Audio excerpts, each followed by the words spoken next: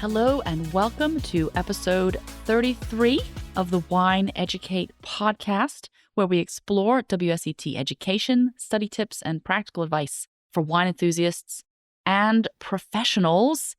I was really excited to record this episode because it is a big one, meaning that it is so important for your overall success in this level 3 class. So we're going to be talking about, are study pods worth it?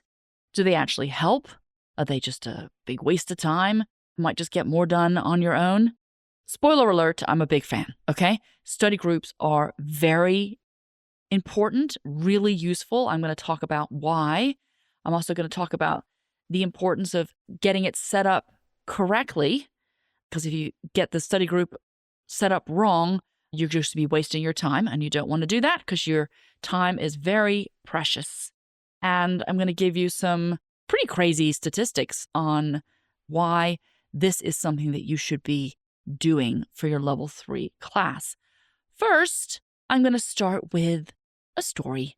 And this is an example I got to see myself in my classroom about a year or so ago. Had a group, about 6 people in the class decided to start their study group, and they met, I believe, every Saturday morning for about 2 to 2.5 hours. And they had a really good plan in place. They broke up the material, and for each session, someone in the group would be responsible for going in deep with a certain section of the course and explaining it, teaching it to the group. So this really interactive learning style. And they were very good, and they were very diligent and dedicated to the group. And come exam time, all 6 passed. All 6 participants in this study group. It's really remarkable. It still kind of blows me away when I think about it, just how impactful it was on their overall grade and experience. Because as you know, this course has a global pass rate of about 57%. So for all 6 of them to knock it out the park on the first go round, it's pretty great. So I only get 30 hours of class time with you all, and that is not a whole lot of time.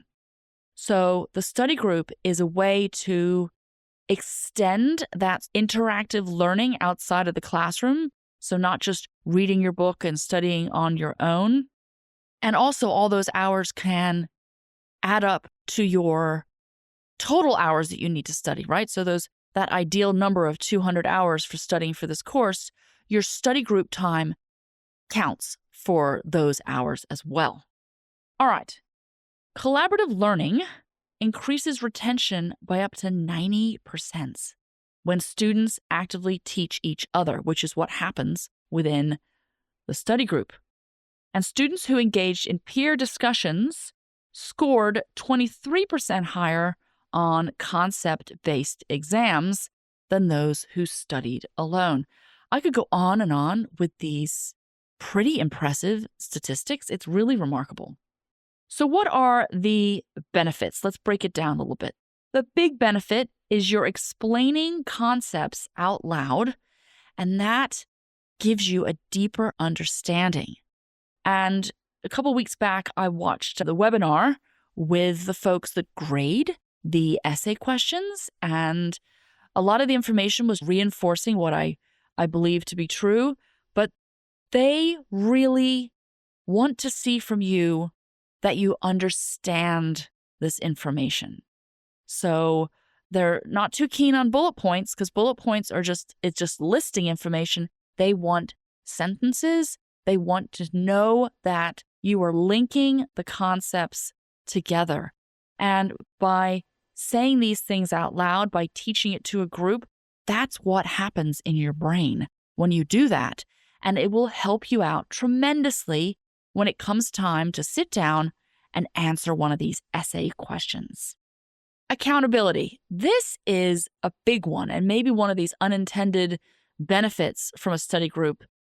it will keep you on track. If you know you've got a handful of people counting on you to show up prepared, having done your reading, ready for your mini lecture on your topic, you're way more likely to actually do it, right?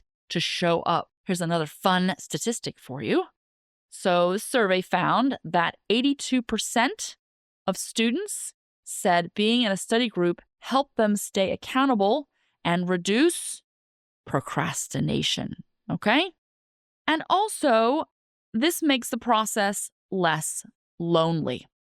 Doing it all on your own, it is quite lonely, and especially for my online folks, not being able to get together with a group. So I have my Launchpad prep course to help you get ready for level 3, and the study group is a big part of it. If you're in the prep course, we will try to get you organized with a group with other folks that are in the course. So my online people, we can hook you up with someone else online. You could do your meetings via Zoom. We're all used to that.